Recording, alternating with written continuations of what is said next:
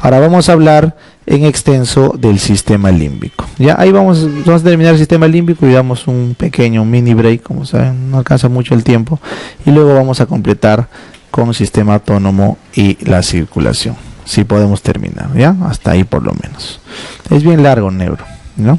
Probablemente tengamos que hacer una clase más, o si no, en los días que tienen otras clases voy completando, porque neuro no alcanza en 2 clases, es imposible. Ningún año acabo, así que por ustedes, no, nunca acabo. Siempre me pone 2 clases el doctor Torres y nunca acabamos, ¿no? Porque es largo. Pero tenemos todo hasta diciembre para hacer una clase más, así que no se preocupen. Nos vamos a hacer el sistema límbico. El sistema límbico es importante para psiquiatría sobre todo. ¿Ya? Miren, el sistema límbico está estructurado en toda esta zona que ves acá. Arranca acá en la parte más profunda del frontal, que es la zona órbito-frontal, OF, órbito-frontal. Se da toda la vuelta por esto que se llamaba cíngulo, ¿no? Circunvolución singular se llama.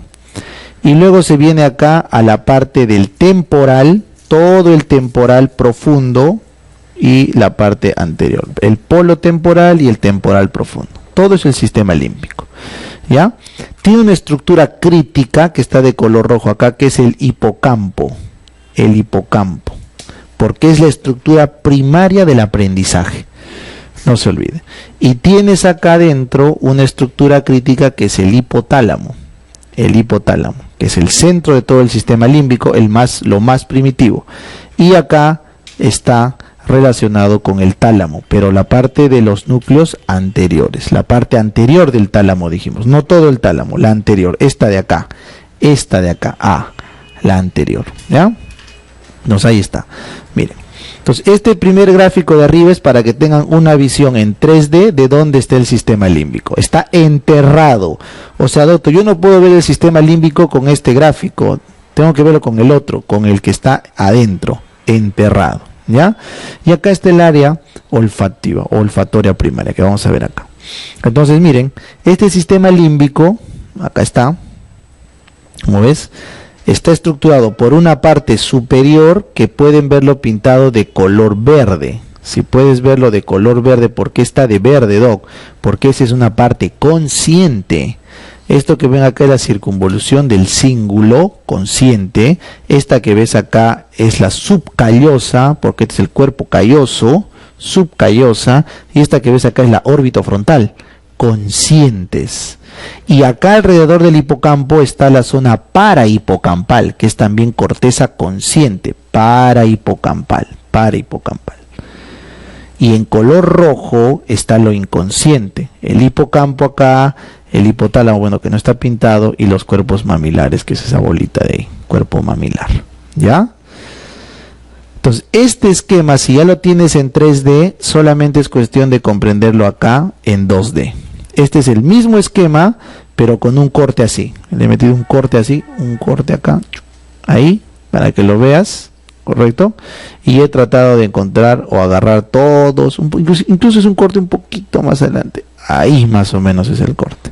¿Ya? Ahí le han hecho el corte en el Guyton y nos presentan esto. ¿Ya?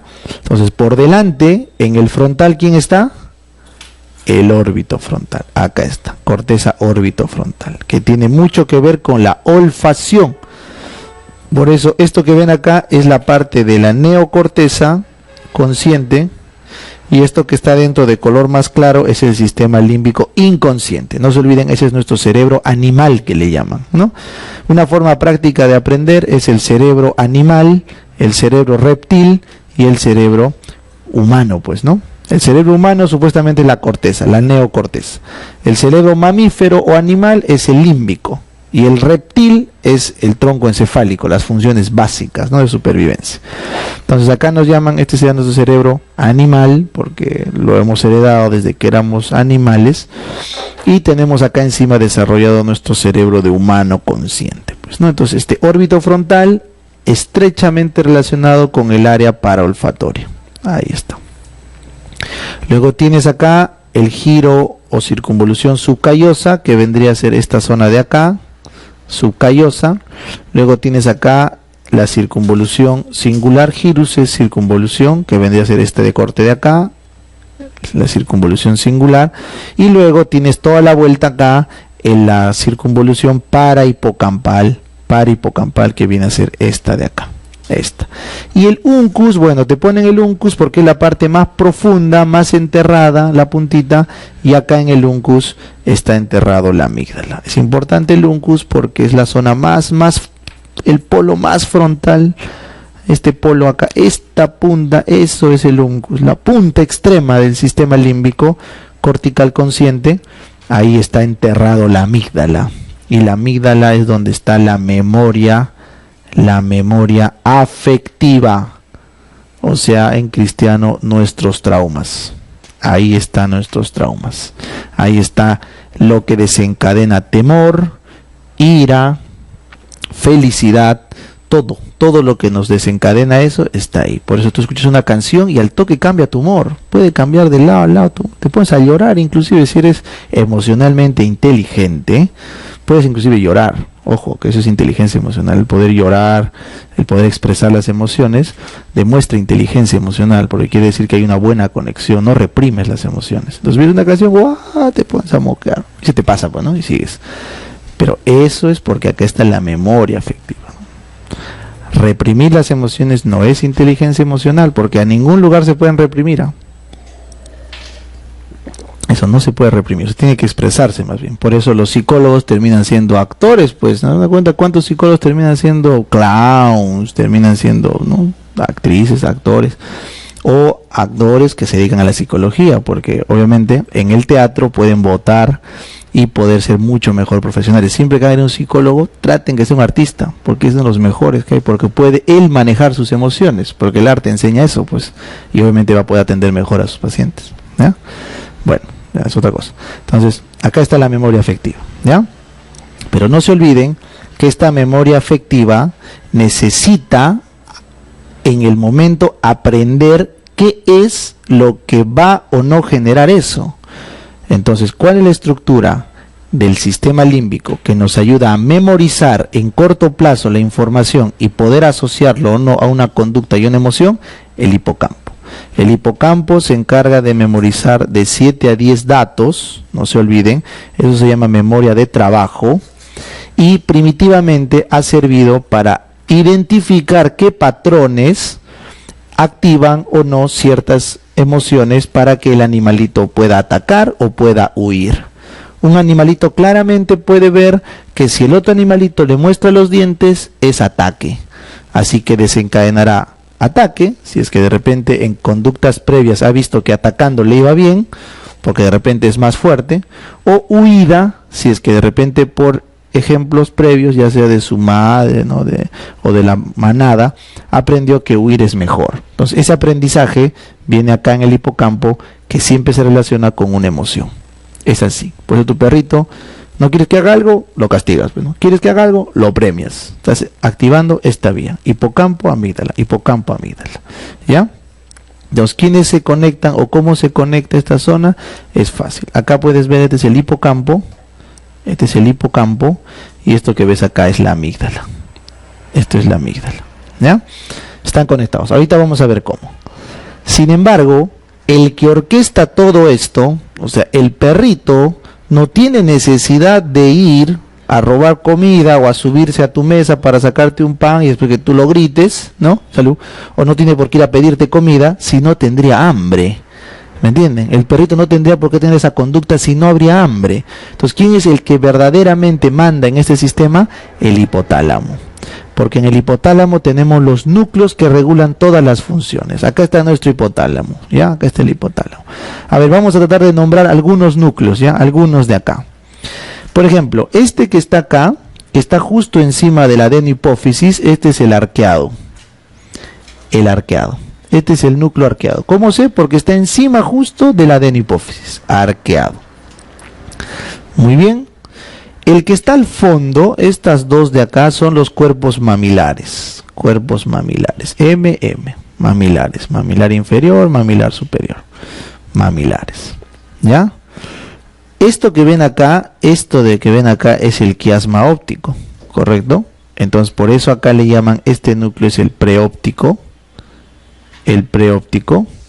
este es el supraquiasmático y este es el supraóptico. ¿Ya? Entonces, como este es el quiasma, este le llaman el preóptico, el supraquiasmático, supraóptico, y este es el arqueado. ¿Ya? Entonces, arqueado, supraóptico, supraquiasmático, preóptico. De todos estos, el arqueado es importante. ¿Por qué producía el arqueado en el hipotálamo? La GNRH, una pregunta ginecoclásica. Es importante el supraóptico, correcto, porque genera la ADH, ¿ya? Y el supraquiasmático es importante porque regula el ciclo del sueño y la vigilia. El supraquiasmático regula el ciclo del sueño y la vigilia. Todos sabemos cuándo dormir y cuándo despertarnos. Hasta el perrito sabe. Hora de dormir, se duerme tu perrito. Pues no encuentras, sales en la madrugada y tu perrito está jato, no se mueve, ni ladra, nada, está durmiendo, pues, ¿no es cierto? Le tocó dormir. Porque son pues perros de ciudad, pues no, si fueran de chacra estarían despiertos pues en la noche, porque es más peligroso, pues, no lo vas a ver durmiendo un perro de chacra en la noche, están durmiendo de día, de noche están cuidando y todo, porque se van ordenando, ¿no? Pero bueno, esos son patrones. Luego tienes el preóptico, que bueno, ya eso sí tiene múltiples funciones de integración límbica, ¿ya? Luego acá arriba el paraventricular, es otro importante, el paraventricular que libera oxitocina. ¿Por qué me acuerdo que es el paraventricular? Porque acá está el ventrículo, pues, acá está el tercer ventrículo, por eso le llaman paraventricular. Muy bien, y finalmente estos son los núcleos anteriores del parasimpático que tienen que ver con el trofismo de la vida. O sea, acá está los centros parasimpáticos para la nutrición, para la sed. O sea, acá se articula toda la información parasimpática para que la persona o el ser vivo, el organismo que tiene este hipotálamo sobreviva. ¿Ya? El parasimpático, los núcleos anteriores. En cambio acá atrás están los núcleos posteriores. Los posteriores tienen que ver con el simpático, habíamos quedado eso, con la huida, con el ataque, la agresividad del simpático, ¿ya? Y estos, como ves acá, serán los mediales, ¿no? Este es el dorsal, el dorso medial, ya, el ventromedial. Eso ya no importa mucho. Dorsal, dorso medial, ventromedial, son ya núcleos para funciones diferentes como, no sé, pues el impulso sexual, la reproducción, etcétera. Son varias funciones que comparten inclusive. Los que sí debemos saber son el anterior parasimpático, el posterior simpático, el paraventricular, acá arriba, paraventricular oxitocina, el arqueado GNRH, el supraóptico ADH,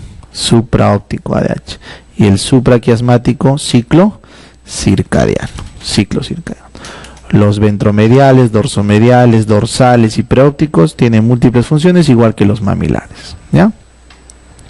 Muy bien, entonces volviendo a nuestra historia, el hipotálamo entonces, Doc, a través de todos esos núcleos que me ha nombrado, se encarga de pulsar las necesidades biológicas, que si tengo hambre, que si tengo sed, que si me quiero reproducir, que lo que sea, ¿correcto? Eso es lo que impulsa.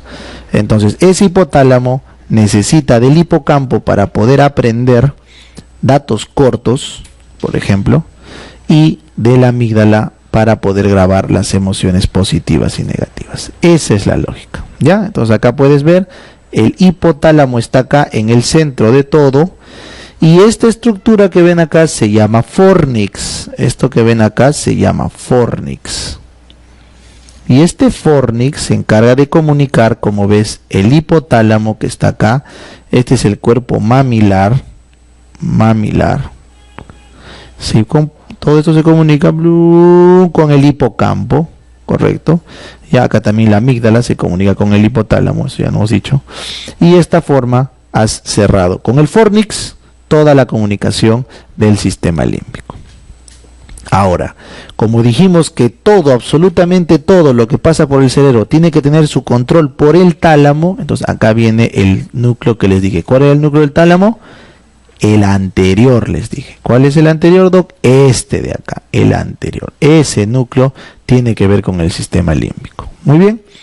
Y finalmente, el ganglio basal, por eso acá pueden ver, esto es el tálamo, eso de celeste, y todo esto que estoy pintando, esta cabecita, es el núcleo anterior, es el que tiene que ver con el sistema límbico, ¿ya? El septum es el área de comunicación, eso es como un análogo del cuerpo calloso, ¿ya? El septum es un área que comunica ambos lados del núcleo del tálamo anterior. El septum se llama, septum, comunica los dos lados.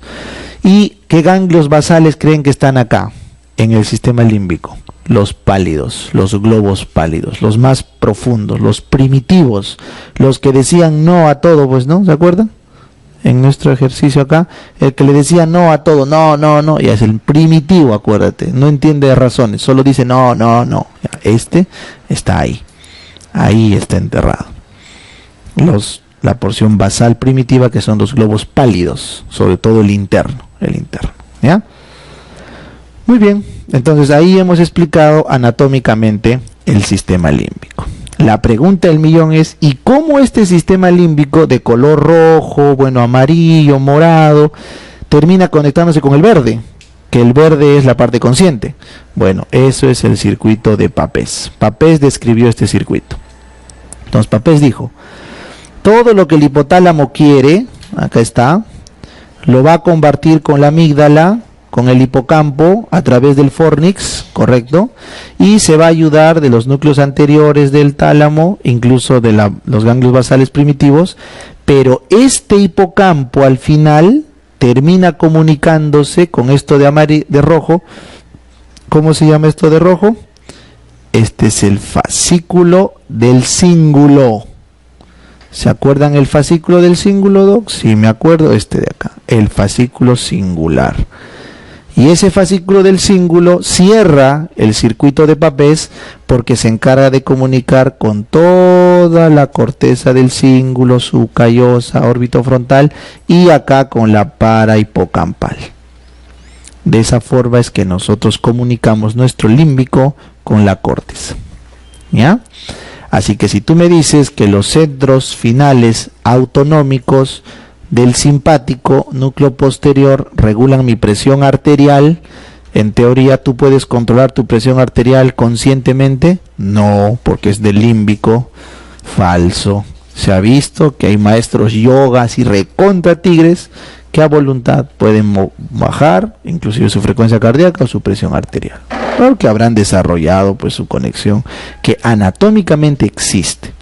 Porque así como sueltan acá 5 perros y todos ¡guau!, nos ponemos a gritar, así como, pero al final de repente eran todos simulados, no sé, nos han engañado, pues no, pero eso tu cerebro no lo sabe y activa emociones. Entonces, igual puedes a través de tu cerebro consciente activar o desactivar emociones. Así que este circuito de Papez, que fue pregunta de examen, es la base neuroanatómica para que entendamos que podemos contactar nuestra corteza con nuestro sistema límbico de ida y vuelta, ¿ya? Muy bien. Bacán. Ahora sí, para terminar esta diapo, hay 3 grandes neurotransmisores que tienen que ver con toda la corteza que hemos visto, que es la noradrenalina, color rojo, la serotonina, color azul, y la dopamina, color amarillo, que lo voy a poner de negro, ¿ya? Entonces la dopamina, no lo olviden, se produce en la sustancia negra, la noradrenalina, no lo olviden, principalmente es en el locus coeruleus, y la serotonina en el núcleo dorsal del RAF, ¿ya? Entonces es importante estos neurotransmisores porque tienen funciones cruciales, ¿ya? Cruciales. La dopamina tiene que ver con la motivación, ¿ya? Con el placer, ¿ya? Entonces, el paciente, o básicamente vamos a poner, en vez de motivación, iniciativa, ¿ya? La iniciativa. Antes que motivación vamos a usar iniciativa como término y placer. Entonces, si nosotros logramos combinar dopamina con serotonina, la serotonina es un neurotransmisor que tiene que ver bastante con el bienestar, ¿ya? Con el bienestar. Afectivamente hablando, es como un regulador del sistema afectivo, ¿ya? O sea, no digo ni alegre ni triste, simplemente bienestar, tranquilo. Entonces, si tú puedes combinar serotonina, quietud, bienestar, con dopamina, entonces tienes placer. Acá es donde, por ejemplo, está la libido. ¿Ya? Por eso un paciente deprimido, correcto, no tiene buen tono de líbido, porque no tiene serotonina ni dopamina, entonces no puedes. El placer sexual está inhibido, correcto. Y acá también está la ira, ¿ya? Entonces la libido y la ira es un equilibrio entre serotonina y dopamina. Un paciente depresivo no puede tener ira. Por más que le hagas bullying, rebullying, no va a reaccionar. Está deprimido, ¿correcto? Igual no va a tener impulso sexual. Por eso estos dos, la ira y la libido, que según Freud era el eros y el tánatos, ¿no es cierto? Las dos pulsiones básicas vienen de tener un buen tono dopaminérgico y serotoninérgico, ¿ya? Por eso siempre les digo, igual cuando veamos la clase de psiquiatría, los mismos núcleos o los mismos neurotransmisores se elevan cuando vemos violencia que cuando vemos, pues no sé, pornografía. Por eso les digo, las películas violentas no son, o lo que ponen en el noticiero de mató a tal o descuartizó tal, es lo mismo que ponen a la vedette tal y el tal palcito tal, y eso es lo mismo. Están tocando las mismas teclas que están acá. Son las teclas de la dopamina y serotonina. Ira, violencia, muerte, sangre y sexo, pues. O sea, las dos únicas teclas básicas del sistema límbico, ¿ya? Muy bien. En cambio, si combinas por el otro lado, si combinas noradrenalina, ¿qué tiene que hacer la noradrenalina? Básicamente es activar a los centros. La noradrenalina activa. Entonces, cuando tú juntas noradrenalina, que es atención, vigilia, su principal función acá de la noradrenalina es la vigilia, el estar atentos. Entonces, cuando tú juntas la noradrenalina con la dopamina, en este área, en esta intersección, tienes la motivación. O sea, tú ves una persona motivada, que tiene mucha energía para hacer su trabajo, por ejemplo, y a la vez lo hace bien, ¿no? Porque no solamente basta tener energía, sino hacerlo bien. Está motivado, está abierto al reto, al cambio, es porque tiene un buen tono dopaminérgico y noradrenérgico. Está motivado, esa es la intersección. Por eso en un depresivo también cae esto, porque no hay dopamina ni noradrenalina para motivarlo, y se va planchando y no hace nada, ¿correcto? Entonces, por eso también les dije, si queremos aprender, es importante la motivación, algo nos tiene que motivar, porque solamente con estos dos trabajando, teníamos ¿qué parte de la corteza trabajando? Estas de acá, ¿sí o no? Dijimos que toda la dopamina, noradrenalina y serotonina tiene que entrar a esa zona. ¿Cómo van a trabajar nuestras áreas de asociación cognitivas si no tenemos un tono dopaminérgico y noradrenérgico, ¿no? ¿Y dónde vamos a tratar de, o a dónde va esta dopamina? Si quieren verlo, eso lo vimos en la primera diapo, pues, ¿no? A la vía nigroestriatal, mesolímbica, mesocortical, para estimularnos. Entonces, el objetivo final de dar un antidepresivo a un paciente, ¿no?, es tratar de regresar la motivación, ¿no?, para que vuelva al trabajo, para que vuelva a sus actividades, regresarle la noradrenalina y eventualmente la dopamina. ¿Ya está? Muy bien. Finalmente, cuando tienes mucha noradrenalina con poca serotonina, es esta combinación de acá. Ojo, las intersecciones no quieren decir suma necesariamente, ¿ah? O sea, en ningún lugar trato de decir que tienen que sumarse. Simplemente es lo que ocurre cuando pasa algo entre ellos. En este caso, mucha noradrenalina con poca serotonina genera ansiedad. Ahí se configura la ansiedad o la irritabilidad. Una persona está irritable cuando tiene mucho tono noradrenérgico, está muy activado en su noradrenalina, pero no está feliz, no tiene serotonina. Entonces paras estresado, así recontra estresado, pero falta alegría, falta de repente sosiego, y eso solo se consigue con relaciones interpersonales. No hay droga que nos dé serotonina, salvo los antidepresivos, pero solo sirven en depresión, no sirven en el estado normal. Entonces en el estado normal tú puedes conseguir noradrenalina con un poco de café, con Volt, no lo sé. La dopamina es motivándose, pues, ¿no? Pero la serotonina es con relaciones interpersonales, tranquilidad, meditación y bueno, ya. todo ese rollo. Entonces, cuando esto no está y la persona solo tiene un tono noradrenérgico, está irritable o ansioso, como el 80% de limeños. Está estudiado ya. La ansiedad, la irritabilidad afecta o nos afecta, porque no creo que estemos fuera de ese porcentaje, al 80% de los que vivimos en grandes urbes, ¿ya? Por todo lo que implica vivir en una grande urbe, ¿no? Entonces, una urbe grande. Esa es la combinación, ¿ya? Y solo si los 3 neurotransmisores están correctos, todos los sistemas funcionan ok.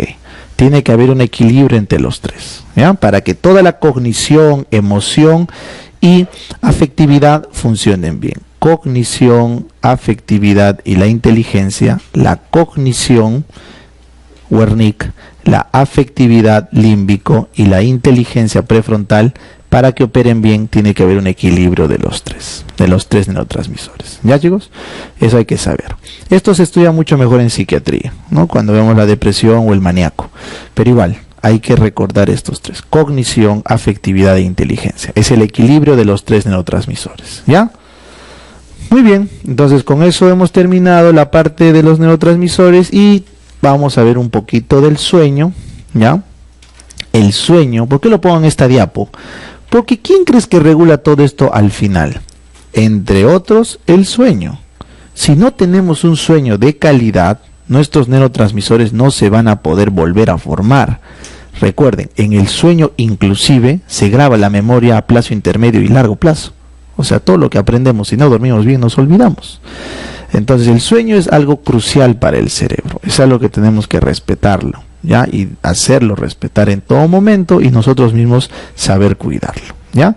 Porque al final es el mantenimiento del cerebro. No dormir se asocia a riesgo de stroke, menos años de vida. Los internistas lo saben, por eso dejan de programarse guardias de noche pasado los 50, creo. No me acuerdo cuál es el pacto. Pero en el REBA tienen un pacto, que pasado cierta edad ya no se programa. El jefe de guardia no les programa guardia de noche, más que así en piso, la recontra tranqui, pues, ¿no? Porque ellos saben, pues, que hay riesgo de mortalidad. Entonces, obviamente no se programa, pues, ¿no? ¿Ya? Entonces, el sueño básicamente tiene 5 fases, todos sabemos, ¿no es cierto? Una fase no REM, que es el sueño inicial, que llega hasta la parte más profunda, y el sueño REM, que es una reactivación de la actividad, pero sin tono, pues, ¿no? Entonces, ¿cómo arranca todo? Nosotros normalmente ahorita estamos con unas ondas poco polimorfas, beta se llama, beta, porque estamos atentos. Claro, pues estás viendo la diapo, estás tratando de aprender, atentos, ¿no? Entonces nuestro cerebro está trabajando. Cuando vamos al break, lo que les aconsejo, no es mantenerlo en beta. O sea, tú no debes mantener tu cerebro en beta si quieres ir a un break, porque te agarras el celular, empiezas a chatear. No, lo mismo que nada. Tú tienes que bajarlo a alfa. Alfa son ondas mucho más armónicas, que son las que conseguimos cuando cerramos los ojos. Tú cierras los ojos, silencias tu mente, ¿no? Entonces estás entrando en onda alfa, sin dormirte, ¿ah? No estás durmiendo, estás en onda alfa, ¿ya? Con los ojos cerrados. Claro, de ahí, si sigues y no has dormido bien, vas a caer inevitablemente en fase 1 no REM. Es inevitable, ¿correcto? Cierras los ojos, onda alfa, y luego caes en fase 1 no REM. En la fase 1 no REM aparecen ondas un poco más lentas, que son las ondas teta, que es el inicio del sueño, ¿ya? Y es lo que llamamos una cabeceadita, pues, ¿no? Te levantas, ¿qué pasó? ¿Qué pasó? ¿Estabas durmiendo? No, yo no, cuando estaba durmiendo, estaba despierto. No, estabas durmiendo. Entonces, esa es la fase 1, el inicio de la conciliación del sueño, ¿ya? Donde tranquilamente puedes despertar, ¿no? Y no recordar que estabas dormitando. Luego la fase 2, las ondas ya se hacen un poco más irregulares, ¿correcto? Son los uvillos o spindles en inglés, como unos clústeres se hacen de ondas, porque estás pasando de onda teta a la fase 3, que es la onda delta. Acuérdate, la onda delta, yo me acuerdo de dormir, el sueño profundo. Acá hay pocas ondas delta y acá hay mucho más grandes las ondas delta, ¿ya? Entonces, el paso de onda es una onda beta en vigilia, una onda alfa con los ojos cerrados, una onda teta cuando estamos conciliando el sueño, ondas irregulares correcto, con bucles, que es la transición entre la teta y la delta. Y la onda delta, ¿te acuerdas? Con D de dormir, D de dormir porque es de la fase del sueño profundo. Primero pequeñas y luego grandes ondas delta. Son ondas de sueño profundo porque es muy lento, muy lento. Las ondas delta, el cerebro está apagado. Entonces acá tienes la menor actividad cerebral posible. Tu cerebro está descansando. Es el sueño profundo, profundo, ¿ya? Entonces imagínense que empezamos en onda beta, fuimos cayendo, cayendo, cayendo, hasta onda delta. Eso es la primera fase de un ciclo no REM. ¿Cuánto puede durar eso? 90 minutos, 70 minutos, dependiendo del momento de la noche. Luego, paradójicamente, ojo, acá todos los neurotransmisores se van a la baja. Todos se apagan, acetilcolina, noradrenalina, dopamina, todos se bajan. Y luego, paradójicamente, en la fase REM aumenta la acetilcolina y se dispara. Y subes a una fase REM. La fase REM está por encima de la fase 1, ¿ya? La fase REM está por encima de la fase 1 y por encima de la alfa. Está justo debajo de la beta, ¿ya? La fase REM tiene actividad nerviosa o ondas irregulares parecidos a la actividad beta. Es como que estaríamos despiertos, pero estamos durmiendo, ¿correcto? Pero la actividad cerebral es como estar despiertos, porque tienes acetilcolina. Y como te das cuenta, la acetilcolina es súper importante para la memoria. Por eso en la fase REM se graban los hechos importantes del día. Entonces tu cerebro va a grabar lo que considere importante. Por eso si tú no lo vuelves importante tu estudio, ponte, no quieres, en el fondo, no, qué aburrido, no, ay, qué pesado, clase otra vez. Bueno, tu cerebro entiende que eso no sirve, que eso no es útil para ti, entonces lo borra. En cambio, lo que es significativo para ti, ay, me he escrito mi Tinder friend, ay, qué emoción, y sueñas con tu Tinder friend, ¿no es cierto? ¿Por qué? Porque acá en la fase REM está el sueño que nos acordamos, el que realmente debe grabarse. Entonces nosotros acá recordamos los sueños o pesadillas porque es aquello que tememos o que queremos, pues, ¿no es cierto? Lo que más miedo te da, eso te sueñas. Lo que más quieres, eso te sueñas, ¿correcto? Y eso es la fase REM. Y luego pasa otra vez y caes en una fase de sueño profundo y otra vez aparece un REM, ¿correcto? Y otra vez cae. Pero como ves en mi esquema, cada vez tus sueños REM son más precoces, correcto, ocurren antes y tienen cuotas más altas de actividad cerebral. O sea, a medida que avanza la noche, nuestros ciclos de 90 minutos se van acortando. Entonces los sueños REM están apareciendo más juntos y con unas ondas más altas. O sea, tu actividad cerebral va subiendo a medida que duermes más. Entonces, si se te ocurre, porque normalmente dormimos, no sé, pues 5 o 6 horas, se te ocurre decir, hoy es domingo, voy a dormir 10 horas. Entonces, lo único que estás haciendo es cansar a tu cerebro, pero mientras duermes, ¿no es cierto? Porque a más horas de sueño, las fases REM son más cortas y mucho más activas. Entonces tu cerebro está cansándose mientras duermes y tus sueños cada vez son más intensos emocionalmente, ¿no? Por eso cuando dormimos mucho, ¿qué es lo que ocurre? Ya nos termina despertando un sueño recontramaleado, pues, ¿no es cierto? Porque ya eso no puede ser verdad, ¿no es cierto? Algo está pasando y te levantas cansado. O sea, es como que lo habrías vivido en carne propia el sueño, porque tu cerebro está al máximo, estás literalmente con onda beta. Y te levantas, pues, recontra cansado. O sea, en teoría, el que se levante con menos sueños recordados está teniendo un sueño más óptimo, pues, ¿no? Porque está haciendo pocas fases REM, ya que las primeras fases REM son tan cortas que te olvidas ese sueño. Pero cuando te despiertas con un sueño bien vivido, probablemente fue una fase REM muy fuerte y que termina agotando. Así que uno tiene que buscar la mayor cantidad, o sea, el equilibrio en un sueño que no tenga muchas fases REM, correcto, y que nos permita levantarnos reparados. Eso es de cada uno, eso está regulado genéticamente. Hay gente que puede estar con 3 horas de sueño normal, con 4 horas normal, otros necesitan 8, 7. Eso depende de los tonos de los neurotransmisores. Siempre les digo, estudien cómo era el patrón de sueño de Albert Einstein, por ejemplo. Bueno, por lo que he leído, los genios dormían minutos, 20 minutos en el día partidos, 20, hasta sumar 3, 4 horas. Porque tenían tanta actividad, supongo pues dopaminérgica, todo, que su cabeza no podía dejar de estar pensando. Entonces, ¿cómo apagas un motor así? No puedes, es un reactor nuclear, no lo puedes apagar. Entonces, a lo mucho duerme un rato y otra vez se despierta. Pero son los genios, pues. Nosotros, normales, tenemos que dormir 6 horas, 7 horas, normales. Pero aún así, dentro de nuestra variabilidad normal, algunos necesitan más, otros menos sueño. ¿Ya? Bueno, eso ya es otro tema. Entonces, eso lo explico acá porque el sueño es necesario para recuperar estos neurotransmisores. Y pregunta del residentado, ¿cuál es el neurotransmisor que se aumenta en la fase REM? Acetilcolina. Noradrenalina, serotonina están bajos.